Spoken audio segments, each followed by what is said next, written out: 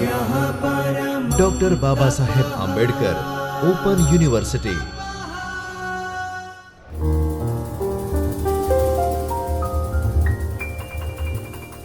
નમસ્કાર વિદ્યાર્થી મિત્રો.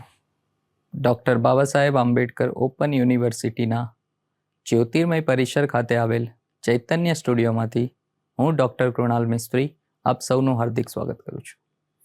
વિદ્યાર્થી મિત્રો, આજે આપણે દ્વિતીય વર્ષ બીકોમમાં આવકવેરો અને જીએસટી, જેનો કોડ છે BC-TAXN 205, જેમાં ભાગ 1માં એકમ નંબર 2 વ્યાખ્યાઓ વિશે ચર્ચા કરીશું.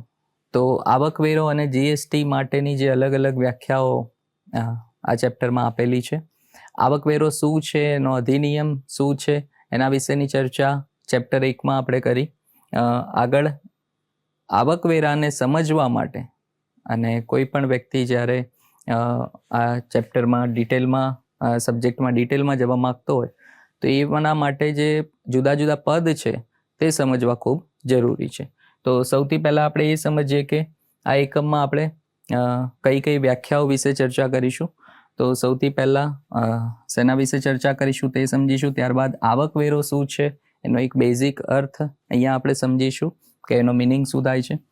આવકનો ખ્યાલ અહીંયા આપેલો છે આપણને, તો આવકનો ખ્યાલ આપણે વિગતવાર સમજીશું. એની અંદર બે પ્રકારની આવક હોય છે કોઈ પણ વ્યક્તિ માટે, એક કુલ આવક હોય અને એક કુલ ગ્રોસ આવક હોય.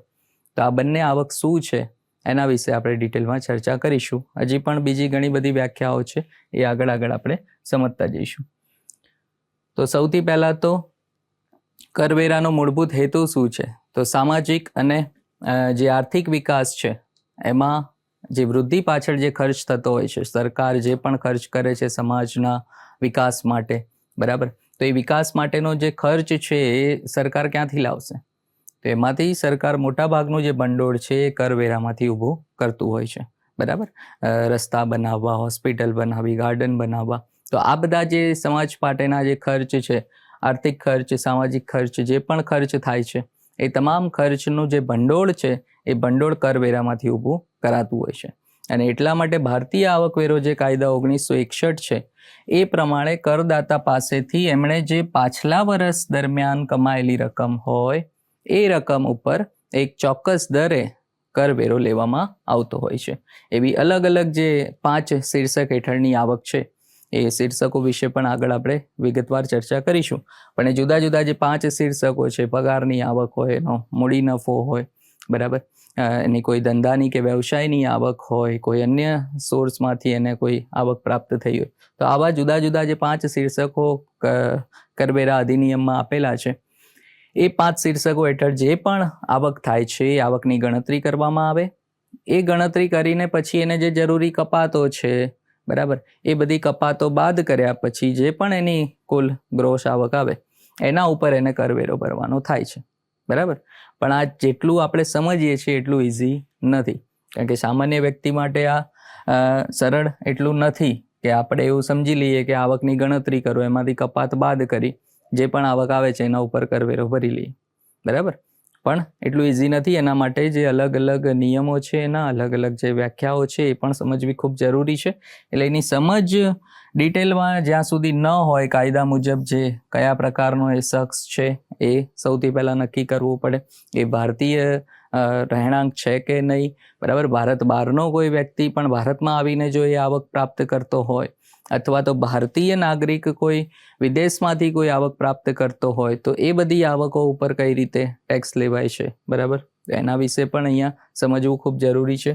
તો સૌથી પહેલાં તો એ કયા પ્રકારનો શખ્સ છે, સાથે સાથે એનું પાછલું વર્ષ એટલે શું, વ્યક્તિ કુદરતી છે કે કૃત્રિમ, બરાબર. કુદરતી વ્યક્તિ એટલે જે નેચરલ છે તે કોઈ વ્યક્તિ, પણ કૃત્રિમ વ્યક્તિ એટલે કોઈ કંપની હોય, બરાબર, બેંક હોય, તો આ બધી કૃત્રિમ વ્યક્તિ કહેવાય. પેઢી છે કે કંપની છે, શખ્સની છે, કઈ પરિભાષામાં તે બંધ બેસે છે, બરાબર. તો આ બધી વસ્તુઓ પણ અહીંયા ડિટેલમાં સમજવી ખૂબ જરૂરી છે. આ બધી વસ્તુઓનો જ્યાં સુધી ખ્યાલ નહીં આવે ત્યાં સુધી આપણે આવકવેરાને એટલું ઊંડાણપૂર્વક એનો અભ્યાસ નહીં કરી શકીએ. એટલે આ બધી વસ્તુ સમજવા માટે એ આપણે જે જુદી જુદી કરવેરામાં વ્યાખ્યાઓ આવે છે, કરવેરા અધિનિયમની અંદર જે અલગ અલગ પદ આપેલા છે એ પદોને આપણે સમજવા ખૂબ જરૂરી છે.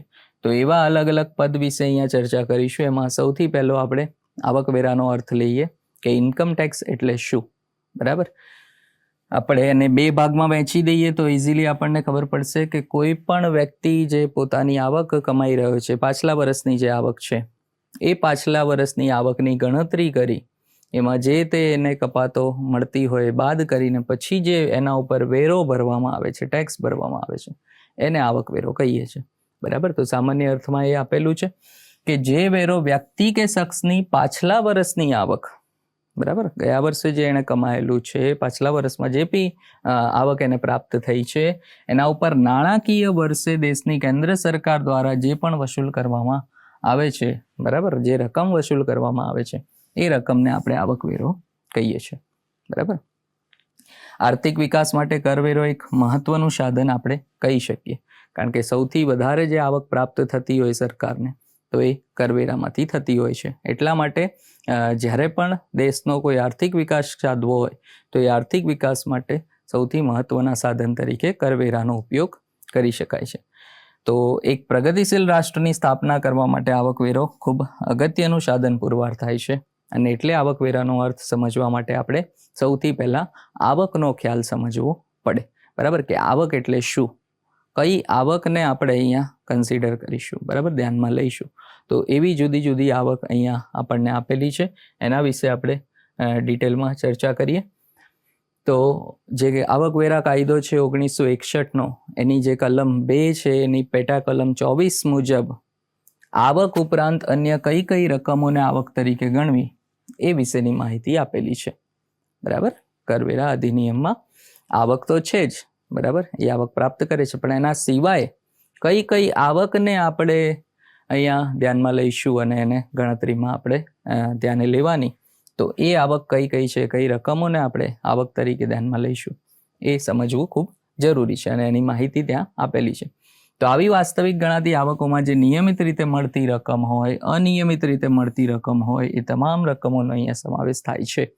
બરાબર, એનો અમુક ઉદાહરણ છે કે જેમ કે પગારના શીર્ષક હેઠળની કોઈ આવક હોય તો એને આપણે આવક તરીકે ધ્યાને લઈએ. બરાબર, આવક તરીકે એને કન્સિડર કરીએ. પગારના બદલામાં કોઈ મહેનતાણું, લાભ કે કોઈ પણ પ્રકારની સવલત મળતી હોય, બરાબર, જે આપણે અલગ અલગ ભથ્થાઓ મળતા હોય છે, પગારની સાથે સાથે અલાઉન્સીસ જે મળતા હોય છે, તો એ તમામ મહેનતાણું, રેમ્યુનરેશન કોઈ મળતું હોય, લાભ કોઈ મળતો હોય, કોઈ પણ પ્રકારની સવલતો મળતી હોય, બરાબર, એલાઉન્સીસ છે, ઇન્સેન્ટિવ છે કે પછી કોઈ રેમ્યુનરેશન છે, કમિશન છે, તો પગાર ઉપરાંત આ બધી જે આવક પ્રાપ્ત થતી હોય, બરાબર, કોઈ સેલ્સમેન હોય તો એ સેલ્સમેનને અમુક ટાર્ગેટ આપ્યો હોય, ટાર્ગેટ પ્રમાણે જો કામ કરતા હોય તો એને પગાર તો મળે જ છે, પણ એ ટાર્ગેટ અચીવ કરે અને એનાથી વધારે જો કામ કરે તો એને પગારની ઉપરાંત ઇન્સેન્ટિવ પણ આપવામાં આવતું હોય છે. તો એવી ઇન્સેન્ટિવ જે મળતું હોય, બરાબર, જે એક્સ્ટ્રા જે એને લાભ થતો હોય છે, સવલતો આપવામાં આવતી હોય છે, એને પણ આવક તરીકે ગણવામાં આવે છે. કોઈ ધંધા કે વ્યવસાયમાંથી લાભ કે નફો થાય તો એ પણ આવકની વ્યાખ્યામાં જ આવતી હોય છે. મકાન મિલકતની આવકમાંથી કોઈ પણ લાભ થાય, ઇન્કમ ફ્રોમ હાઉસ પ્રોપર્ટી જેને આપણે કહીએ છીએ, બરાબર, તો મકાન મિલકતને વેચાણ કરવાથી કોઈ લાભ પ્રાપ્ત થતો હોય તો એ પણ આવક તરીકે ગણાય. અને ડિવિડન્ડની કોઈ આવક હોય તો એ પણ આવકમાં જ આવતી હોય છે. તો આ અલગ અલગ શીર્ષક હેઠળ જે પણ નિયમિત રીતે અથવા અનિયમિત પગાર ને એનું મહેનતાણું ને એ બધું નિયમિત મળતું હોય, પણ મકાન મિલકતની જે આવક હોય એ નિયમિત રીતે નથી મળતી, બરાબર, આપણે વારંવાર મકાન કે મિલકત વહેંચતા નથી, એમાંથી જે આવક પ્રાપ્ત થતી હોય છે એ અનિયમિત છે, એકાદ વાર થઈ પછી ઘણા લાંબા ટાઈમે બીજી વાર એ પ્રાપ્ત થતી હોય છે. તો આવી નિયમિત અનિયમિત બધી પ્રકારની રકમોને આપણે આવક તરીકે ધ્યાનમાં લઈ શકીએ. બરાબર, આકસ્મિક કોઈ આવક હોય તો એ પણ જુગાર છે, લોટરી છે, હરીફાઈ છે, ઇનામ છે, આ બધામાંથી કોઈ આવક પ્રાપ્ત થતી હોય તો એને પણ અહીંયા આવક તરીકે આપણે લઈશું. કંપની ડિરેક્ટર, સંચાલક કે કંપનીમાં નોંધપાત્ર રસ ધરાવનારને જે પણ લાભ કે સવલત મળે છે એને પણ આવક તરીકે ધ્યાનમાં લેવાય છે. મૂડી નફાની કોઈ આવક હોય તો એ પણ અહીંયા લઈશું. કોઈ સહકારી મંડળી અથવા વીમા કંપની દ્વારા જે કરવામાં આવતા વ્યવસાય છે એમાંથી કોઈ લાભ કે નફો થતો હોય તો એને પણ આપણે શું કહીએ છીએ, આવક કહેતા હોઈએ છીએ. બરાબર, તો આ બધી આવકવેરા અધિનિયમની અંદર આ બધી રકમોને આવક તરીકે ગણવામાં આવતી હોય છે. એટલે જ્યારે પણ આવકવેરો ભરવાનો આવે કોઈ વ્યક્તિને તો એણે જોવાનું કે આમાંથી કોઈ રકમ એને જો પ્રાપ્ત થતી હોય, બરાબર, આ એક પણ ટાઇટલમાંથી જો એને રકમ પ્રાપ્ત થતી હોય તો એના માટે એ આવક છે અને એના ઉપર વેરો ભરવો જરૂરી છે. કર્મચારી વીમા અધિનિયમ જે છે 1948 હેઠળ જો કોઈ પ્રોવિડન્ટ ફંડ અથવા સુપરવાર્ષિક ફંડ કે પછી કોઈ પણ અન્ય ફંડ પ્રાપ્ત થતું હોય, બરાબર, રાજ્ય વીમા અધિનિયમ, એમ્પ્લોયી સ્ટેટ ઇન્સ્યોરન્સ, ESIનું પણ રકમ જો કોઈ પ્રાપ્ત થતી હોય તો એ પણ અહીંયા આવક તરીકે ગણાય છે. વીમાનો ધંધો કરતા હોય અને મ્યુચ્યુઅલ વીમા કંપની કે સહકારી મંડળીએ કોઈ પ્રાપ્ત કરેલ નફો હોય, બરાબર, વીમા કંપનીઓ માટે આ આવક છે, સામાન્ય વ્યક્તિ માટે આ આવક નથી, પણ કોઈ વીમાનો ધંધો કરતા હોય તો એવી કંપની માટે કોઈ પ્રાપ્ત થયેલ નફો હોય. અને અન્ય આવકો કે જે આવકવેરા કાયદાની કોઈ પણ કલમ પ્રમાણે કરપાત્ર હોય, અલગ અલગ બધી કલમ આપેલી છે, 28, 41, 59, બરાબર, એની અંદર 56 છે, એની અંદર પેટા કલમ 2, 7, 9, 10, આ બધી જ કલમોની અંદર જે આવકોને ટાઇટલ આપેલા છે એ તમામ કરપાત્ર આવકોને આપણે અહીંયા ધ્યાનમાં લઈએ છીએ અને એને આવક તરીકે ગણી અને આવકવેરો ભરતા હોઈએ છીએ. પણ કરપાત્ર આવકની ગણતરી માટે જ્યારે પણ આપણે આ કરપાત્ર આવકની ગણતરી કરતા હોઈએ, બરાબર, આવકવેરો ભરવા માટે, તો એમાં અમુક મુદ્દાઓને આપણે ધ્યાનમાં રાખવા ખૂબ જરૂરી છે. સૌથી પહેલું તો ફક્ત નિયમિત જ નહીં પણ અનિયમિત આવકોને પણ આપણે કરપાત્ર કહીએ છીએ. ઘણી બધી આવકો આપણે જોઈ કે જે અનિયમિત છે, બધી આપણને નિયમિત રીતે પ્રાપ્ત નથી થતી, બરાબર, તો એ અનિયમિત આવકોને પણ આપણે અહીંયા ધ્યાનમાં લેવી જરૂરી છે. ગેરકાયદેસર કમાયેલી આવકો પણ કરપાત્ર જ છે, બરાબર, ભલે એને તમે બતાવતા ના હોય, કોઈ ગેરકાયદેસર આવક થતી હોય એને આપણે આવકવેરા કાયદા પ્રમાણે નથી બતાવતા, પણ જ્યારે પણ એ ખબર પડે, જો ઇન્કમટેક્સ ઓફિસને ખબર પડે તો પછી એ ગેરકાયદેસર જે કમાયેલી આવક છે એના ઉપર પણ ટેક્સ ભરવાનો આવતો હોય છે, એટલે એ પણ કરપાત્ર જ છે. કોઈ કરદાતાને 50,000થી વધુની રકમની કોઈ બક્ષિસ મળતી હોય તો એ સંપૂર્ણ મળેલી બક્ષિસને કરપાત્ર કહેવાય, બરાબર. 50,000થી વધુની કોઈ બક્ષિસ ગિફ્ટ મળતી હોય, રોકડમાં મળે કે કોઈ વસ્તુ તરીકે મળે તો એ પણ ત્યાં ટેક્સ તરીકે પે કરવી પડે છે. ઘસારાયુક્ત મિલકતોમાંથી જે રોયલ્ટીની આવક પ્રાપ્ત થતી હોય છે તે પણ આવક તરીકે ગણવામાં આવતી હોય છે. નાણાંમાં ફેરવી શકાય એવા લાભને પણ આવક તરીકે ગણવામાં આવે છે, બરાબર. કોઈ પણ લાભ થયો હોય, આપણને ફ્રીમાં કોઈ ગિફ્ટ મળી હોય પણ એને આપણે નાણાંમાં રૂપાંતર કર્યું હોય, એને વેચીને આપણે કોઈ રકમ પ્રાપ્ત કરી હોય તો એ પણ આવક તરીકે જ ગણવામાં આવે છે. એક જ આવક પર 2 વખત આવકવેરો વસૂલ કરી શકાય નહીં, બરાબર.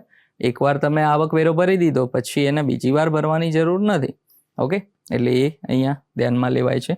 અગાઉના વર્ષોની એક સામટી મળેલી આવક બધી કરપાત્ર ગણાય. છેલ્લા 3 વર્ષથી ડિવિડન્ડ નહોતું મળ્યું શેર ઉપર, પણ ચોથા વર્ષે શું થયું, 4 વર્ષનું ડિવિડન્ડ પ્રાપ્ત થયું. હવે 4 વર્ષનું જેટલું પણ ડિવિડન્ડ પ્રાપ્ત થયું છે એ પૂરેપૂરું આવકવેરામાં આપણે બતાવવું પડે, બરાબર, તો ટેક્સ ભરવો પડે, એટલે બધી રકમ ઉપર ટેક્સ ભરવાનો આવતો હોય છે. એના પછી જે છે કુલ ગ્રોસ આવકનો કોન્સેપ્ટ છે. કુલ ગ્રોસ આવક એટલે શું, તો આવકવેરા કાયદા હેઠળ આવકના જે 5 અલગ અલગ શીર્ષકો આપેલા છે, જેમાં પગારની આવક હોય, મકાન મિલકતની આવક હોય, મૂડી નફો હોય, ધંધા કે વ્યવસાયની આવક હોય અથવા તો અન્ય સ્ત્રોતમાંથી જે આવક પ્રાપ્ત થાય છે, આ 5 શીર્ષકની જે કુલ આવક છે એનો સરવાળો કરવામાં આવે. એ ચાલુ વર્ષ કે આગળ ખેંચેલ નુકસાનની રકમ બાદ કર્યા પછી જે બાકી રહેતી આવક છે એને કુલ ગ્રોસ આવક તરીકે આપણે ઓળખીશું. 5 શીર્ષકનો જે આવક પ્રાપ્ત થાય છે દરેક આવક લખવાની, એનું ટોટલ કરવાનું. એમાં જો કોઈ ચાલુ વર્ષે અથવા તો પાછલા વર્ષનું જે કોઈ નુકસાન થયું હોય, મકાન મિલકતને વેચીને કોઈ નુકસાન થતું હોય, બરાબર, કેપિટલ લોસ જે કહીએ છીએ આપણે, મૂડી ખોટ થઈ હોય, તો એ ખોટને બાદ કર્યા પછી જે બાકી રહેતી રકમ છે તેને કુલ ગ્રોસ આવક કહેવાતી હોય છે. આવી કુલ ગ્રોસ આવકની ગણતરી આવકવેરા કાયદા હેઠળ મળતી કોઈ પણ કપાત બાદ કર્યા પહેલાની આવક છે.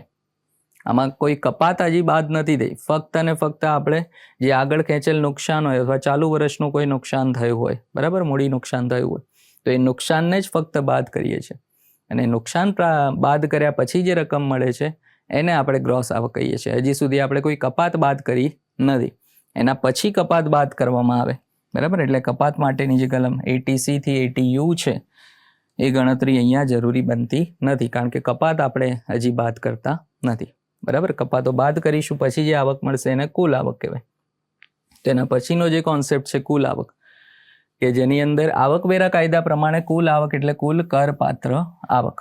બરાબર, જે ગ્રોસ આવક આવી એ ગ્રોસ આવકમાંથી જે કાયદા હેઠળ મળવાપાત્ર કપાત છે એ કપાત બાદ કર્યા પછી જે રકમ બચે છે તેને આપણે કુલ આવક તરીકે ગણતરીમાં લઈએ છીએ. બરાબર. હવે જો કે બે પ્રકારે આપણે ઇન્કમ ટેક્સ ભરી શકીએ છીએ, એક નવા રિઝિમ પ્રમાણે, જૂના રિઝિમ પ્રમાણે. બરાબર. જો જૂના પ્રમાણે આપણે ભરતા હોઈએ તો એમાં કપાતો આપણને બાદ મળે છે. બરાબર. પણ નવા પ્રમાણે જ્યારે ભણવાની આવે, બરાબર, તો એમાં કોઈ પ્રકારની કપાત બાદ મળતી નથી. બંનેના સ્લેબ અલગ અલગ છે, તો એ સ્લેબ પ્રમાણે જે પણ કરવેરો ભરવાનો આવે એ ભરવો પડે છે. બરાબર. તો આ રકમ પર આવકવેરો વસૂલ કરવામાં આવે છે, એટલે કુલ આવક ઉપર આવકવેરો વસૂલ કરાય છે. પણ એના માટે સૌથી પહેલાં શું નક્કી કરવું પડે? કરદાતાનો રહેઠાણનો દરજ્જો, એ રહીશ છે, સામાન્ય રહીશ છે કે બિન રહીશ છે, તે નક્કી કરવું પડે. પાછલું વર્ષ નક્કી કરવું પડે. દરેક શીર્ષક હેઠળની કેટલી આવકો કરપાત્ર બને છે તે ગણીને તમામ આવકનો સરવાળો કરવો પડે. કુલ ગ્રોસ આવક નક્કી કરવા માટે આવકના સરવાળામાંથી ચાલુ વર્ષ અથવા અગાઉના 8 વર્ષની જે આગળ ખેંચેલ નુકસાન હોય, ખોટ હોય, તો એને બાદ કરવામાં આવે. આ બધા સ્ટેપ્સ છે. ઓકે. ત્યારબાદ કુલ આવક નક્કી કરવા માટે જે પણ આવક આવી, ગ્રોસ આવક આવી, એ ગ્રોસ આવકમાંથી 80C થી લઈને 80U સુધીના જે પણ કપાતો છે એ કપાતો જે મળવાપાત્ર હોય તે બાદ કરવામાં આવે. આ રકમ પર જે આકારણી વર્ષ દરમિયાન સ્લેબ નક્કી કર્યો હોય, બરાબર, આકારણી વર્ષ એટલે ચાલુ વર્ષ દરમિયાન જે સ્લેબ નક્કી કરાતો હોય એ સ્લેબ મુજબ એણે આવકવેરાની રકમ શોધવાની. આવકવેરાની રકમમાંથી કોઈ જો રાહત મળતી હોય, રિલીફ કે વળતર, બરાબર, રિબેટ જો આપવામાં આવતું હોય તો એ રકમને બાદ કરવામાં આવે છે. પછી જે ચૂકવવા પાત્ર રકમ છે એને પ્રવર્તમાન લાગુ પડતો સરચાર્જ, બરાબર, અથવા તો 4% જે સ્વાસ્થ્ય અને શિક્ષણ ઉપકર છે, બરાબર, હેલ્થ એન્ડ એજ્યુકેશન સેસ, બરાબર, 4% તરીકે. પણ જે ટેક્સની રકમ આવે છે એના 4%, આવકના 4% નહીં, બરાબર, જેટલી ટેક્સની રકમ આવે એના 4%. અને એના ઉપરાંત જો કોઈ તમે લેટ ફાઇલ કરતા હોય રિટર્ન, તો 234A, B, C એના અંડરમાં જે પણ વ્યાજ ભરવાનું આવે તો એ વ્યાજ પણ ત્યાં ચૂકવવા પાત્ર થતું હોય છે. અને આ બધી રકમ પ્લસ માઇનસ કર્યા પછી જે રકમ વધે છે એ ભરવાપાત્ર આવકવેરો ગણાશે. બરાબર. તો આ બધા સ્ટેપ્સ છે, એ રીતે આપણે આવકને ગણતરી કરીને આવકવેરો શોધતા હોઈએ છીએ. જો કોઈ એડવાન્સ ટેક્સ કે મૂળ સ્થાનેથી કર કપાત રકમ હોય તો એ બાદ કરવામાં આવે. પહેલેથી કોઈ એડવાન્સ ટેક્સ ભરી દીધો હોય અથવા તો TDS આપણે ક્યાંય આવકમાંથી પહેલેથી જ રકમ કપાઈને આપણને આવક પ્રાપ્ત થતી હોય તો એવો TDS પણ અહીંયા બાદ કરીને પછી, બરાબર. જો તફાવતની રકમ પ્લસમાં આવે, એટલે હજી પણ જો તફાવત આવતો હોય, પ્લસમાં આવતો હોય, તો એ રકમ ચૂકવવા પાત્ર છે, એટલે હજી આપણે ઇન્કમ ટેક્સ અને ભરવાનું છે એ રકમ. પણ જો માઇનસમાં આવે તો પછી એ ઇન્કમ ટેક્સ પાસેથી રિફંડ લેવાનું છે, બરાબર, એટલે એ પરત લેવા પાત્ર રકમ છે. તો આ રીતે આવકની ગણતરી કરવામાં અને આવકવેરો શોધવામાં આવે છે. તો મિત્રો, આજે આપણે આવકનો કોન્સેપ્ટ શીખ્યા, જેમાં કુલ આવક, કુલ ગ્રોસ આવક શું છે તેના વિશેની માહિતી મેળવી. બાકીની વ્યાખ્યાઓ આપણે નેક્સ્ટ લેક્ચરમાં જોઈશું. ત્યાં સુધી ધન્યવાદ.